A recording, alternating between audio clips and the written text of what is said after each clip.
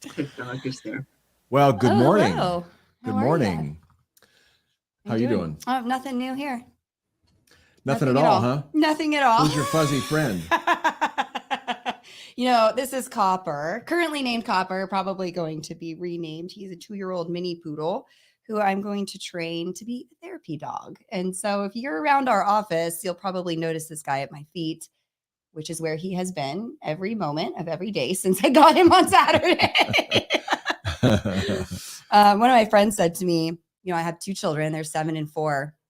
One of my friends goes, so you just decided to up the level of difficulty in your life by adding a dog. Yeah. And I went, actually, he's already halfway there to therapy dog, and he's the one who's helping me. True. I mean, look at this animal just sitting here. He is, from having spent the week with him, most of the week, he is the calmest dog I've ever met. And he's a poodle. Yeah, They're which is energetic. unusual. Yeah, they're kind of oxymorons. He's a special guy. So he will be right here at my feet always.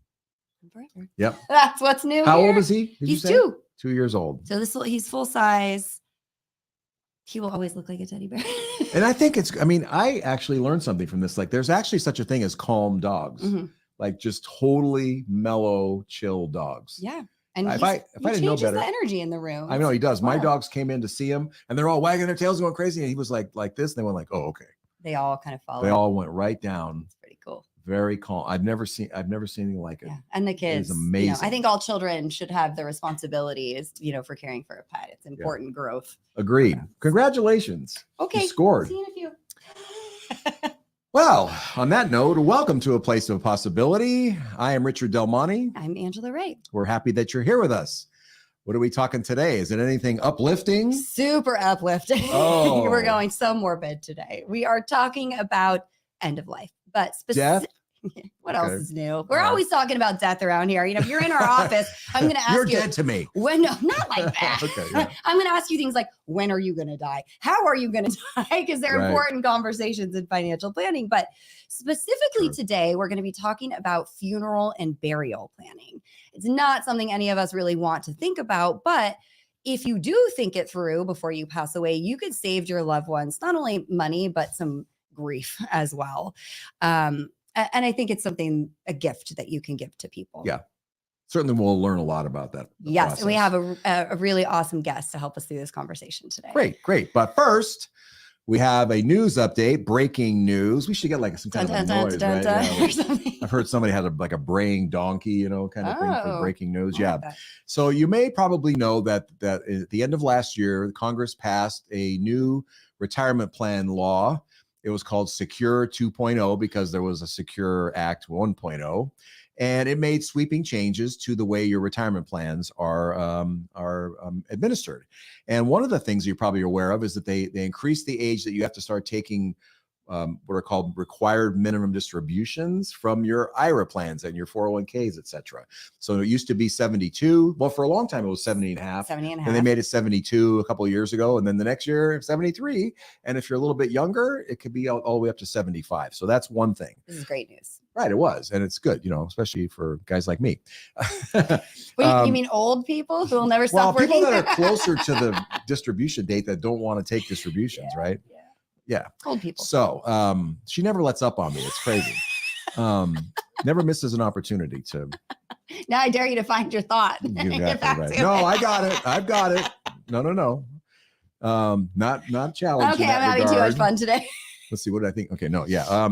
So there was a provision in the Secure 2.0 that required retirement plans to change the tax treatment on what are called catch-up provisions. So if you're 50 or older, you get to put in more money into your 401k than the people that are under 50 because they want you to catch up so you can get retired earlier or more securely. We all wait until we're 50 to start saving. Right. And that amount for this year is $7,500. And so that's for 401k plans. It's like $1,000 for IRAs. Mm-hmm. So the new law requires that for 401ks, they have to, anybody that makes over $145,000, why that number?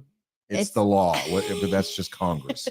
Somebody's idea, right? Is this the single person or if it's an an individual married or whatever? Okay. If they make more than $145,000 at their job payroll, that's the only thing the employer knows. They don't know what else you got going on. Right.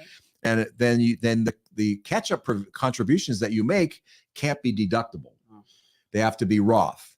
And so that was going to take effect on January 1st of 2024. But now the administrators and the companies are like, we can't implement this yet. It's too hard for us. Yeah. So IRS just came out and said, okay, you have until 2026 before those contributions, those catch-up contributions for people over 50 who make more than $145,000 have to be Roth. So in the meantime, you can go Roth or deductible and you get your choice. But after that, no more. Oh boy, it's kind of a double-edged sword. I mean, a lot of us do it for the deduction. And at the same time, if you put it in Roth, you do get it all back, all the growth and stuff tax-free. And tax diversification is really important during retirement. It's just that there are those people who are in a really high tax bracket who could benefit tremendously from that deduction that won't get it. Yeah.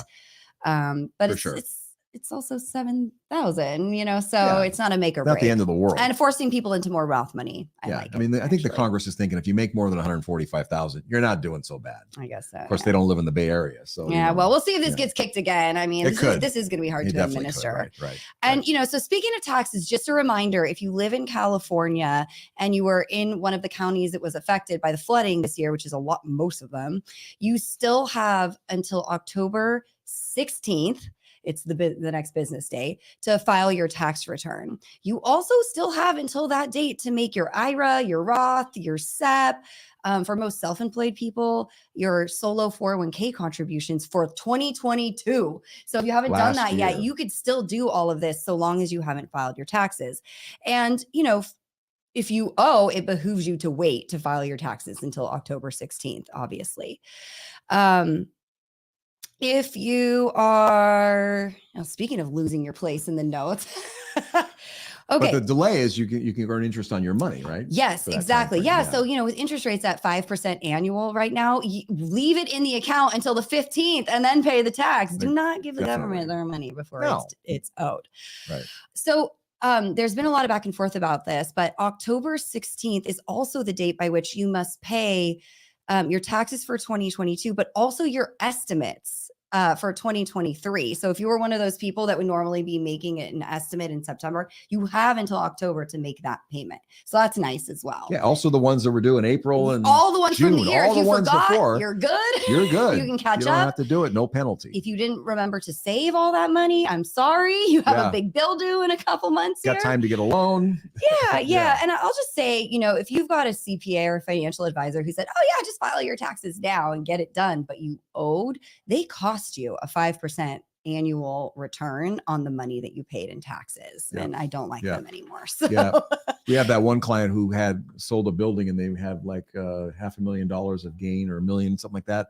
They owed several $100,000 and the accountant told them to file in and pay the tax in January. Just to get it done. Because they just wanted to get it done. And we were like, wait, they can get interest for another, 3/4 of the year. Oh no, I'm just into that. I mean, it cost them at least $5,000 or $6,000 in lost earnings. So. Really, I want to just go hang myself, when they do this. Because like, why are we doing this? It's hard to hear. It really is. So wait until the last minute if you owe your taxes. Now, if you're getting a refund, get that tax return in if you haven't already, obviously. Yeah. Okay. Very good. So that's good advice. Now on with the show. To help us explore advanced funeral options, our guest today is Molly Gleason-Kodama. Molly's an advanced planning advisor with Oakmont Memorial Park and Mortuary in Lafayette. And she's worked in real estate for 25 years, then earned a master's degree in gerontology from the Davis School at University of Southern California in 2012. Molly, welcome to A Place of Possibility. Molly. Thank you. We're happy to have you. Thank you. Very excited to be here. Thank you. Yeah. So the first thing on my mind about you is how did you get into such a morbid business? You're chugging along on real estate and then whoop, here we go. Yeah, let's focus dead people. Actually, after my real estate career, I met a 94-year-old man that was my girlfriend's dad, and he needed help, and being his advocate in a skilled nursing facility really changed my life. That's when I went back to school and got my master's degree. So there were 10 years in there where I was working in assisted living and memory care. And so I was helping families with that tough decision of, are you going to move them out of their home? If so, are they suitable for assisted living? Are they going to go into memory care? All dementia, medications, all those difficult conversations. And one of the things that I found is the entire time that I was working as a marketing director in that field, I was also dealing with dying and death on a daily basis because the average age of our residents was 86. Oh, wow. And so if you think the conversation about moving out of your home is difficult, try dealing with the decline and, hospice, and do you have any plans? And I was nudging them and, trying to get them to think in advance, and also sometimes in the rooms in their apartments with them when they were dying, because the family members were uncomfortable. They didn't want to touch them. They were afraid. And so I just went through so much of this for the entire time. I had this kind of dual thing going on. And I really felt a lot of empathy and a lot of compassion for this area. And I thought maybe this is even more needed in our society than what I was currently doing. So I went back to school again and got a mortuary science degree. And so while I was working full time, and so now I am working for Oakmont Memorial Park and Mortuary as an advanced planning counselor advisor, and I'm helping people with all those really tough decisions that nobody wants to talk about. But I help them come out of their shells and make decisions. Wow. That's amazing. Bless you for doing this work. Yeah, no kidding. That's great. It's really fulfilling. I'll bet. I'll bet. I'm sure you have to have the right perspective though, right? I mean, I think that if you come into any business or profession, if you come in with an idea and the perspective of, I'm going to help people, then it becomes a very fulfilling thing. Yeah. And you really are at the most difficult time in a person's life. Oh, it's really hard, but I love helping people. I wake up every day thinking, okay, I don't know who I'm going to help today, but I'm going to help a bunch of people. And I love that. That's great. And I meet all these different people in my walk of life, and it's really fulfilling. Yeah. That's so wonderful. Well, stepping away from fulfillment for a moment, let's talk nuts and bolts. Just help our audience understand what different kinds of funeral experiences cost. So, for example, what is the average funeral with a burial cost, and what is a funeral with a cremation cost? So how do you break that down? So a traditional funeral, they start at around 8,000 to 10,000, and they go up from there.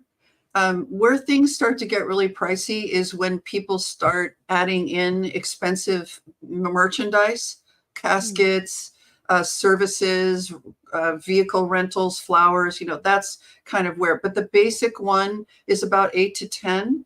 Okay. And then the cremation costs are anywhere from like 1,500 to upwards of 4,000, depending upon the type of cremation services that you choose. Burial costs can vary depending upon what type of burial or final disposition is chosen. So there are various ways. You can have a traditional burial or cremated remains. You can put a granite boulder under a tree, or you can memorialize it in a traditional way in an urn and in a niche, or some people call it a niche. Most people don't realize that you can bury an urn. You need an outer burial container. Yeah, you can. And there are plenty of examples of that. So caskets can be buried or put in a community mausoleum, which is above ground. And today, what a lot of families choose to do is purchase a private estate, which allows families to be together for generations to come. They can traditionally bury them, or they can put their cremated remains inside of that same private estate. And all of these can range from 4,500 up to whatever the family decides to build. And we can definitely build whatever a family desires. And for these, we need a specific quote. And can I go on with a couple? Yeah. Can I just ask you real quick, those big mausoleum things that you have that are at Oakmont, like I think the Lesher family and some of those other ones, what do those things cost? Yeah. $1 million or so, because you buy the land and then you design the mausoleum, and then it's made out of granite, and then it has, markers, which are the signage and all these different things. So, I mean, there are several places up here that are $1 million or more. Okay. Wow. Okay. If someone wants to buy a burial plot, I'd say the least expensive would be about 22,000, and that's for 2 full casket burials, or 11,000 each. If they want an estate or a mausoleum, then it could be 100,000 or more. And there's some extraordinarily, as you know, beautiful mausoleums up here designed by our families to commemorate their loved ones in our cemetery, and that costs upward of $1 million and more. Yeah. Wow. So many options. Oh my gosh. Yeah. It sounds like all in, you could still be looking at 30,000 plus, right? If you're going to go do a burial and a traditional funeral with a casket and all that. Yeah. And again, it kind of it depends on what you choose, but certainly that's within the realm of possibility. Yes. Okay. So your job is to help people pre-plan all of this. So instead of passing away and sending their heirs off with their remains, you will help people make these decisions and put everything in place prior to passing away. Can you walk us through the pros of pre-planning your funeral? Why should I do this? Yes. So just so you know, in my opinion, that there are no cons to pre-planning.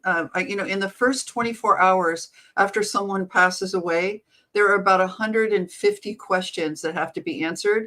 And if you don't have a pre-plan, you're dealing with grief and having lost a loved one, and also having to make all of these very difficult decisions in a very short amount of time. And I can't tell you enough how many people that I've seen anguishing over these decisions because they're not sure if that's what their loved one would have wanted. And so it's much better to have it all worked out in advance. 82% of people do not pre-plan. And it's a known fact that 37% premium of overspending happens because of that fact, because they're at that place where they're grieving and they're saying, nothing's too good for my loved one. Whereas when you're making those plans in an unemotional pre-planning space, then you're making good choices and you're not pushed or grieving or upset about anything. And so it just makes, and not to mention locking in the prices. So what you're doing basically is locking in the price for the day that you buy it. And then when you die later on, you come in with your contract and you're getting those original prices. Yeah. With inflation where it is today, that's becoming, I think, more and more important. Yeah. But, I think you and I have both been sitting in that place, in the funeral home, like which casket are we going to pick? And it's stressful. And it's, I think that my loved ones at this point, it would be like my mother making this decision for me. And I think she would. Nothing is too good for my Angela. I would be in a gold casket probably. But what I want is for my body to be donated to science. And I do think that my loved ones would think, oh, they're going to cut her up. They would not like that. And so I could see how even for myself, pre-planning this, my wishes will get met and they don't have to. Plus, I can imagine that if you let it go and you don't pre-plan, then you're subjecting your family members to just like nothing but fighting in front of you. I've witnessed a fight about which casket. What are we going to do? Where's it going to be? You're a cheapskate, all this stuff. Because everybody's grieving and miserable. And it must just bring out the worst in family members. I was playing Yahtzee at the senior center on Tuesday with this woman who has 5 children. And she told me this story about how some of her children are successful and some of them aren't. And she said, I made all the plans in advance because I didn't want my kids fighting over the money because some of them need it more than others. And so she pre-planned her entire arrangements. And once you pre-plan, those wishes are locked in and no one can change them. Wow. So that's a really important point people don't realize. I mean, I could tell you a horror story of, 5 kids and parents planned a big funeral and they spent a lot of money. And this is before these laws were passed. The kids would cash out the funeral and take the money and just cremate their parents. This is what happened. Yeah. This is what happened in the past, but it doesn't happen anymore because the laws have been put into place to protect people. So it becomes irrevocable. You can't change someone's plans. So what are the major decisions you have to make in this planning process? Just run through them real quick. So most people don't realize there are two sets of arrangements. There's the funeral arrangements, and then there are the cemetery arrangement. And there's a big difference between the two. So in the funeral department, if you're going to be traditionally buried, for example, that means that you're going to have to choose the type of service that you want, possibly embalming, which is required if you're going to have an open casket funeral, and so that your body can be preserved. And then we can help guide you through all of those decisions as well. And basic decisions are things like, would you like to be buried or cremated? Would you like above ground or entombment in a mausoleum or an in-ground burial? Would you like to be cremated and placed in a columbarium, which is an indoor niche? Or there are various outdoor options for cremated remains. And as I mentioned before, people don't realize that you could also bury your cremated remains. So if you're going to be cremated, then you're going to need an alternative container, because they can't just put you in the retort, which is the name of the oven that's used for cremating bodies. And so there are levels and choices of the types of caskets that can be chosen. Some people buy a casket to go into cremation for their loved ones. So there's so many choices for so many things. And in pre-need, it all depends on what you want. So I have studied extensively the different choices, and I spend my days helping people navigate these decisions. And, it's much better to do this when you are sitting down calmly thinking it through than when you're dealing with the death of a loved one. Yeah. I don't guess anybody asked for the train station option, right? What's the train? No, what's that? Yeah, if you're a Yellowstone fan, you would know what that is. Sorry. Wait, they go. It's an inside joke. Wyoming? Is that where they take go across the border and they just throw them throw them off the cliff. Yeah. Well, so can I change my mind later once I make these plans? Like, let's say, I choose to be cremated and then something shifts in whatever. Sure. And now I want to be buried. Sure, you can. You can change your mind as long as you have mental capacity. Okay. That's the main thing. And so your family can't change your wishes. Right. And so that's the whole point of pre-planning, so that your family makes sure that your wishes are carried out, but you can change your mind. Just come back, tear up that contract, make a new one. Yeah. So, kind of a random what if, but it popped into my mind. Let's say I've paid to be embalmed and have an open casket funeral, and then I'm maimed in my death, and my family says, nope, obviously I lost my head or something. It's gone. We cannot do the opening. Could they then get the refund for the embalming, or is it over and we're just changing our mind enough? I'm just curious. It's kind of random, but. Well, so even though you lost your head, you still might want to have a funeral with a closed casket. Yeah. But we paid for embalming, which I imagine costs but more. So that's kind of an iffy thing, because the main thing you want to do is embalm to preserve the body so that it doesn't start to decompose, so that you run the risk of there being a smell. And so even if you've lost your head, I love that expression. That happens every day, actually. In mortuary school, I took a class called restorative arts, and we had to make a head out of wax. And we had to make ears and make a nose and make eyes and mouth and everything, so that we practice using that kind of wax, so that if we were embalming someone, if that's what path our careers took, then we would know how to remake parts of people, because the two main things that you see are the face and the hands. So there is a course in mortuary school called restorative arts. That's, I would imagine. I bet you can make the best Halloween costume ever. Yeah. Wow. I guess people wouldn't. I mean, the kids, I know that they're legally bound to do what the decedent wanted, but they could just go to another mortuary, couldn't they, and just ignore that? Why would they? I mean, then it costs them more money. It's already prepaid. Most people wouldn't make that choice, I think. Yeah. And I guess they put it in the. If I had planning, wouldn't I put it in my trust or my will? Yes.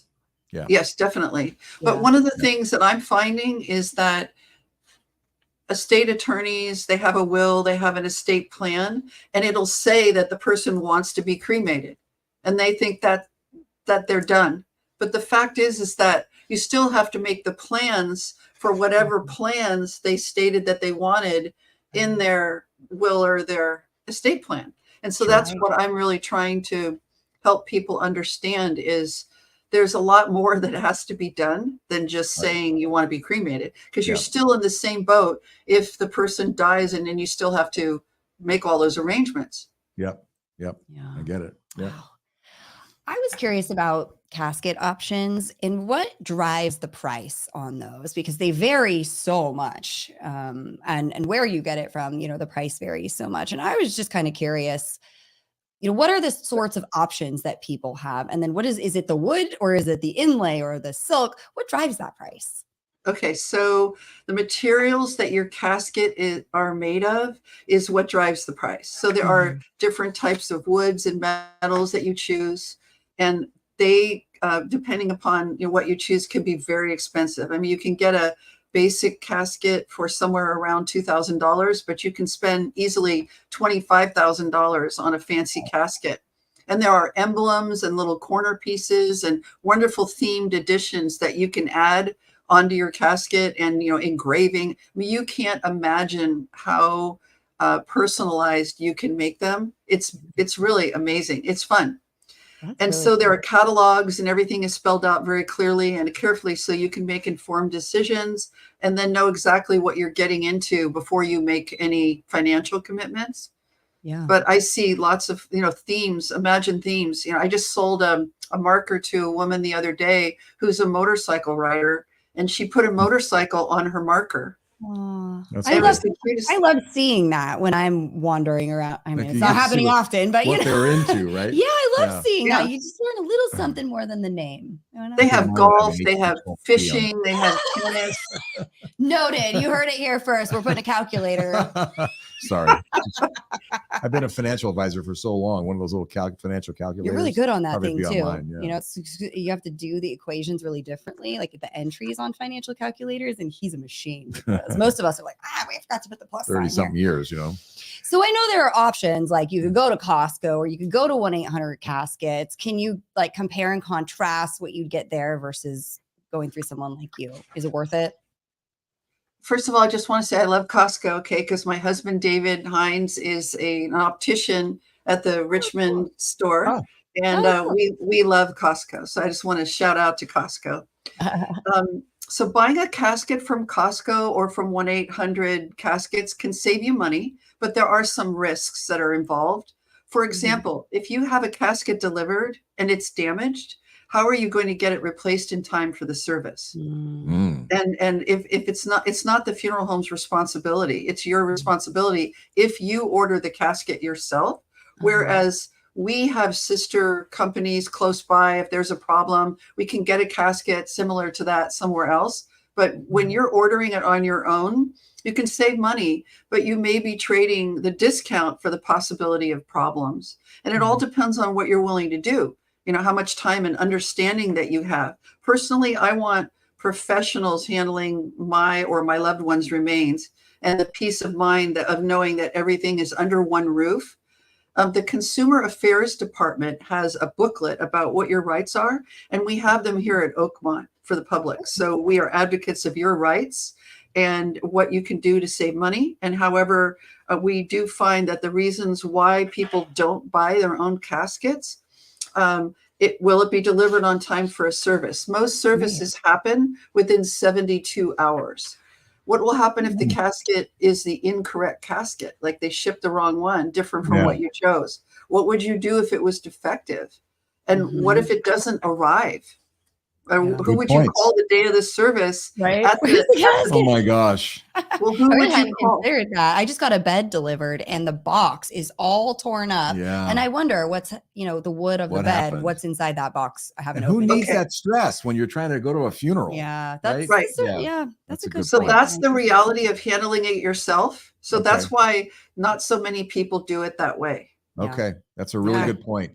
Because I was always thinking that's the way to go. Yeah, when you look at the prices, it seems black and white, but I didn't think about that. That's a good point. That's a good point. So let's say someone goes and does a pre-planned funeral, but then there's some cons to that, right? I mean, for example, you said there were no cons, but to me, I think what happens if you go out of business? Yeah, that's my biggest. The mortuary goes out of business. My first question was, I buy this thing. What if Oakmont goes out of business? Yeah. How does that work? So when you pre-plan or a burial or any kind of pre-planned disposition, such as a cremation, you are prepaying for an insurance policy. Okay. Did you know that? No. So, no. Yeah. Okay. No. So you're not making the check out to the funeral home. You're making it out to the insurance company. So for example, our insurance company is National Guardian Life, or NGL. Okay. And they have an A+ rating. They've been in business for 100 years, and thousands of customers have used them for their pre-arrangements. You can look them up on the web, National Guardian Life. Great. So because you're making the payments out to the insurance company, even if the funeral home goes out of business, you can still take the policy to another funeral home and they will fulfill it as long as it's written properly. Yeah. And it's important to select reputable companies, obviously, to do these transactions with, for good and obvious reasons, right? Right. And then Oakmont is owned by Carriage Services, which is, I think it's safe to say they're not going out of business. They're the second largest owner of cemetery and mortuary properties in the United States. We were founded in 1991, and they've always had the mission of being the best service provider, the best consolidator, and the best value creator. And so that's why I came to work for them, because I know their reputation, having been in the space for several years now, and Carriage has an amazing reputation. So that's, I believe that they had the right people here and, in the right positions and doing the things that make a difference for families. It's a very caring company, and I run by very smart people that I respect and admire. Yeah. Good point. Can I ask, who owns the cemetery? Is it the city, or is it a municipality? Is it a district? What is it? Is it a legal entity? What is it? Company own it? Or is it a private property? What is it? The cemetery is owned by Carriage, but we have an endowment care fund. So the people that buy property here, they don't own the property, but we maintain it through those, what we call ECFs, Endowment Care Fund. Okay. And so that is what ensures that the property is maintained. Yeah. In perpetuity? Yes. Yes. Okay. And so and again, because we're owned by Carriage Services, which is a big publicly held company, and we have not only the income, but the ECFs, the endowment care funds, that helps us keep everything really well maintained. And so that's the basic answer.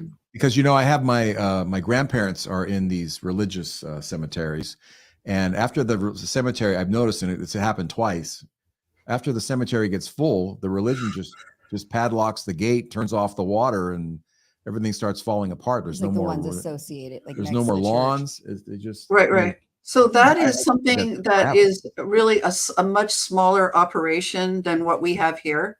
Yeah. So I have heard that story before, but because we have this endowment care community and we have excellent groundkeepers, many of who've been here for many years, and they do a great job of keeping everything looking beautifully maintained.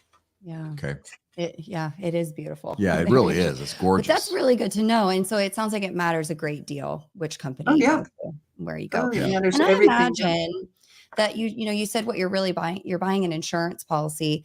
I imagine that insurance brokers, being who they are out there selling these general policies that you could take to any funeral home upon your death. Is that a thing, or are they all tied to a home? Because I would caution people against doing that. So I'm an insurance agent. Yeah. And so I write the policy. Okay. For my clients. So they don't go anywhere else. They come to me, and then I'm licensed and I write the policy for them. And the check gets made out to National Guardian Life. Okay. And one really important point, this is huge. With pre-need, you have payment options. With at-need, meaning if someone has died and you're going into the funeral home to make the arrangements, you have to pay for the whole thing up front. But with pre-need, you can get a 3-year, 5-year, 10-year payment arrangements to make the payments lower and spread them out, but then you can also pay them off at any time. But that's a really important benefit to pre-planning too, that most people don't realize. But in order to be a pre-need person in California, you have to have an insurance license. Okay, good to know. Oh, that could help a lot of families who are to be thinking able to through, afford it. you know, like I've talked to clients who say, I'd like to have a big funeral and a nice burial, but I can't afford it. My kids won't be able to afford it. I didn't know to tell them that they could do a 3 or a 5 year payment plan on something like this. Right. Interesting. Yeah. And I can actually run the numbers for them and show them, like, you know, what they can have if they want it, and make the best decision. And they can change those terms too later. Yeah. Okay. Oh, awesome. Great. Yeah. Okay, so I hear about these people called plot brokers. Like, and I think that this is what happens when somebody buys a plot and then later decides they don't want it anymore. So we can kind of get it on the secondhand market. Is my understanding of this correct? And should we be using these people or not? Well, I think this is a very similar question than the one that you asked me about the Costco Go 1-800 question. This is a question sort of like the one like that. Like, if you have the time and the knowledge and the energy to buy your plot through a broker, you know, you're certainly able to do that. But unless you really understand what you're getting, and there's a lot of room for problems if you use a plot broker when you're just a consumer. So basically you would be buying a plot that doesn't belong to the cemetery anymore because they already sold it. And then you already, the family is reselling it through the plot broker. So it's a kind of a tricky thing. And that's another reason why people don't do that so much, because you're kind of operating on your own out there, you know, like with the potential for issues. And if you don't really know what you're doing, and I don't know about you, but I don't know that much about buying used burial plots, but I know less than nothing about it. Yeah, right. And I imagine bad actors could be out there, you know, selling you a piece of paper for a plot that doesn't exist. Maybe, but I got to tell you, the laws around funerals these days are so stringent and strict that because of all the things that happened in the past. But I would say it's not a big issue. It's not. I don't hear about it very much in my day-to-day life, about buying secondhand burial plots from brokers. Yeah, but they do exist, and I'm sure they're nice people. I just don't know that much about them. Yeah. Speaking of prior misdeeds, what about people? Let's talk about the Neptune Society, because they've been in the news a few times. Suppose someone's on a really strict budget, right? They don't have any extra money and they can't afford to pay for mom, or, you know, mom just died. What are the pros and cons of going just directly to the Neptune Society versus going through your local funeral director to do the cremation? So Neptune is, you know, certainly one really popular option, and it's what I've been referring to as a less expensive option. As you said, they pick the body up, they cremate it, and then they either scatter the ashes for you or they put them in an urn and return them to the family. So once upon a time, the Neptune Society, because it was a membership plan, and it's no longer a membership today. It's now owned by a very large company similar to ours. And the cremations are running around $2,700 to $2,900 today. So it's actually can be the same amount as you could get going into a traditional funeral home. They don't have a place for a service if you want one. And so we have 2 chapels here. So if you want to have a service here, we have 2 beautiful options. And if you don't care about that personal touch of a funeral director, then you can just have your body picked up and taken. But then there's the other thing of when you're doing it here, we have our own crematory. So your loved one isn't going somewhere else first and then they're bringing them back later or whatever. We have your loved one in our care the entire time once we pick them up. And that's, I think, an important thing for me to know about where my remains or my loved one's remains would be. And I think we pay a little more for that, but for me, that's what I'm willing to pay for, that reassurance that it's all going to be safe and smooth. Mm-hmm. Yeah, that makes sense. I would say for me, the smooth part would be really important. For, you know, a similar price, I would rather knock 5 to-dos off my list and, you know, let you handle it versus I gotta go here. Exactly. And most people who come here, they do, right? That's what they do. They come here because they want the total service. Right. Yeah. Yeah. So we got all these new options. As I was preparing for this show, I was just kind of Googling, like, what can you do with your body after you die? And you've got green burials, mushroom suits, aquamation, recomposition, all of these things really marketing to the environmentally inclined. And so I have 2 questions around this. One is burying people a real environmental issue? Are we running out of space to do this? Is it bad for the environment? And then 2, if people want to know more about this, where would you send them? So yeah, I believe these are very real issues. And I studied these environmentally greener approaches when I was in mortuary school. And they're fascinating. I would say someone could reach out to me and tell me specifically the topic that they're interested in, because I know some really good videos, and I would be happy to send them to them. Or you can go on YouTube and kind of ferret around and see what you can find on there too. But so, you know, aquamation is where they put you in a little tube and it's 5% chemicals.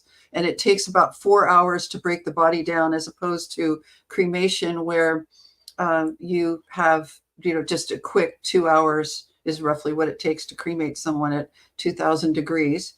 And then there's the new one that's coming, which is the composting. So it's now legal in Washington, Oregon, and Colorado. And we're trying to get it here. It almost passed, but it's been put off for about a year now. So that's coming, and they put you in a little capsule with some shavings and some plants and things, and you have right now on your body microbes that are that are, you know, living. And when the minute that you die, those microbes start turning on you and eating you. And so when you put someone into a composting tube and put them into the little building, then it takes 30 days for them to break down by the little microbes. That's amazing. And then you're left with fertile soil. What is right. Point? Yeah. That's oh right. my gosh. That's so interesting. You get a box of soil that is your loved one, and you can get it back. Go do whatever you want. My tomato garden could be my mother. That's right. Tomatoes. Well, that sounds like you, actually. I would totally do that. I think you would totally do that. Yeah, I wouldn't put it on my loved ones to deal with that after. Right. Those are the heirloom tomatoes. They don't grow tomatoes?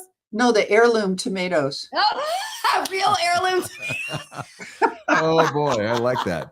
Okay, sorry. You asked for it. Cute. That's cute.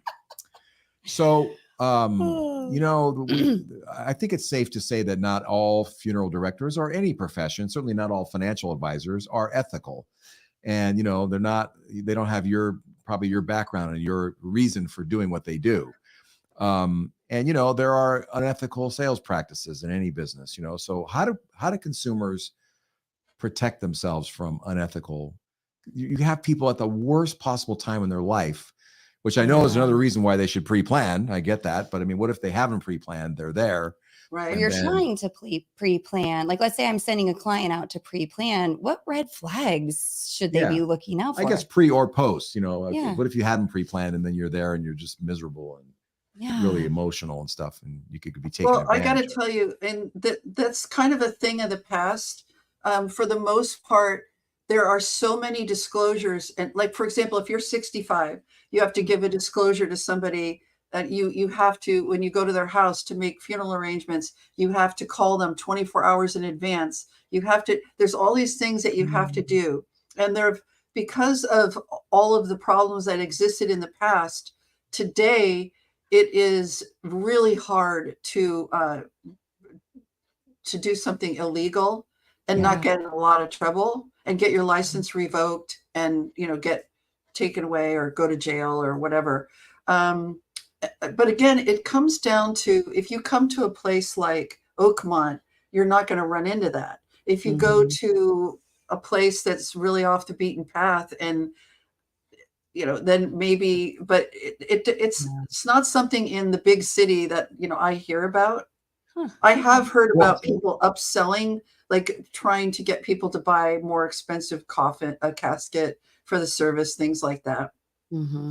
Can I push you on that? Can I challenge you on that? Because I had the personal experience with a mortuary where we were taking care of my father-in-law, and they were showing it. They were trying to upsell us these concrete liners for the casket, and they showed pictures on the wall of, here's a casket, here's a liner that doesn't have whatever, I don't know, and it's got like they show the water level going up above the casket. So like the casket's going to be underwater. Mm-hmm. You don't want that, do you? So if you pay for another $2,000 or $3,000, you get an upgraded liner that will be waterproof. I'm like, what? That seems like. And you thought that wasn't. I thought that was true. really taking advantage of people. My thing. What do you say to that?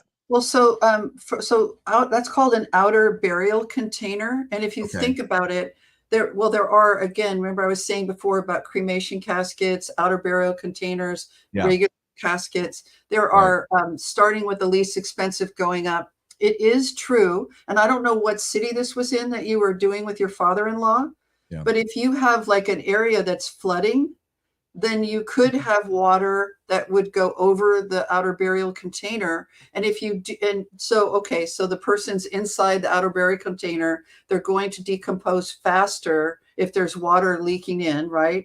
But if you buy a more expensive one, then yes, it can be watertight. And yes, you have the peace of mind of knowing that you paid more for it and they're not going to decompose as quickly. But I don't know where that was, but we have the same thing here where we have levels of outer burial containers. Yeah. And if you think about it, if you put every casket into the ground in a cemetery with no outer burial container, then what would your land look like? Because as the dirt starts to sift around and move up and down. So what they do is it provides that beautiful uniformity that you see in a cemetery. Yeah. And we don't consider those things, but it's one of the things on the list that I have to charge people for. But I always recommend our Monticello, which is our least expensive model, because it's fine. Okay. Yeah. But I have seen families come in here and spend a ton of money on outer burial container, and they put the very expensive casket inside. So they've bought a really expensive casket. They don't want to put an inexpensive outer burial container around it. So they get an upgraded model. So it's not all suspect. Okay. Yeah. Fair enough. It sounds like it comes down to, like anything in life, a lot of personal preference and values. You're very utilitarian. He's gone, he's in the ground, he's going to decompose. I don't care how long it takes. That's right. Right. Whereas other people would have a different perspective on that. Like, fair enough. I don't want to think about my wife, decomposing. So, okay. That makes a lot. I never thought about what happens to the land. Yeah, That's the land really idea. Isn't that amazing though? All the little like. That's why we're having a conversation. There's so much we don't know. Learn something every time, right? Yeah. Well, okay. So you work for Oakmont in Lafayette. The street that goes to my house dead ends at Oakmont, and I love this place. It's where I drove my babies when they couldn't sleep. I'd drive up the hill and I would do circles so I could enjoy the beautiful view while my children scream in the back seat. Right. So I would love, for you to talk about what makes Oakmont in particular so special. Kind of a chance to plug that place. Well, I'm so glad you asked. Thank you. Give us the pitch. Give us the Oakmont pitch. Okay, so Oakmont Memorial Park and Mortuary has been here since 1956. And we have been caring for individuals of all cultural backgrounds and diverse walks of life. So as you walk through the cemetery, you can see Greek, Catholic, Asian, Muslim, many other sections here, which is really, very much a part of what Lafayette is about too. So many different families, languages spoken, customs. One of the most amazing things is walking around and seeing all these different ways that people have chosen to be remembered. There are lots of trees, a running brook, fountains, spectacular views of Mount Diablo and Briones. And then we also have, as I was mentioning before, 2 beautiful chapels for services. One of the most attractive things about Oakmont is for the consumer is that it's a veritable one-stop shop. So where you can purchase anything you'd like within the realm of funerals and cemetery property. And we have a crematory. Okay. So you don't have to go anywhere else. You can come here and get all of your needs met. And then this ensures that your loved ones are not being taken somewhere else and then brought back. Right. They're here. Once you give them to us, they stay here with us in our care. So I would say, all of those things are why I chose to work here. And I have an insurance license and a cemetery license. So I can help any family that comes to me or person with any aspect of this process that they want. And I'm happy to meet with them and talk to them and educate them, show them options and possibilities, and never any hard sell, just, caring for people and helping people is what I love to do. And I just want to thank you again for giving me the opportunity to talk about this, because it's a difficult conversation for people to have. And I have a lot of empathy and a lot of compassion, and would enjoy, helping people through this if they want my help. Yeah. Well, thank That's you. great. Yeah. And you seem like the person I would want to be talking to in this situation, Yeah, sure. Thank you. Yeah. For Thank sure. you so much for being here with us and having this really, really important conversation. We appreciate your time. Yeah. Thank you very much, Thank Molly. you. Yeah. So thanks everybody for being with us today. If you are enjoying listening, you can like and subscribe to the show so you never miss one. If you have a question or a topic idea, you could always reach out to us at info@aplaceofpossibility.com. If you'd like to schedule an appointment with us to learn more about what's going on with your financial situation and possible solutions, you can click on the link in the show notes or right on your screen to schedule an appointment with us. We are also still offering our ebook, The Investment Answer. It is a wonderful book where you can learn more about the philosophy and science behind how we invest our clients in our own assets. What I love about this book is it's such an easy read. It's very simple, and it's written for people without finance degrees. That's right. Yeah. So Rich, take us home. Okay. Thank you very much for being with us today. We hope you enjoyed the show. And remember, until next time, you're invested and so are we. Take care, everybody. Bye.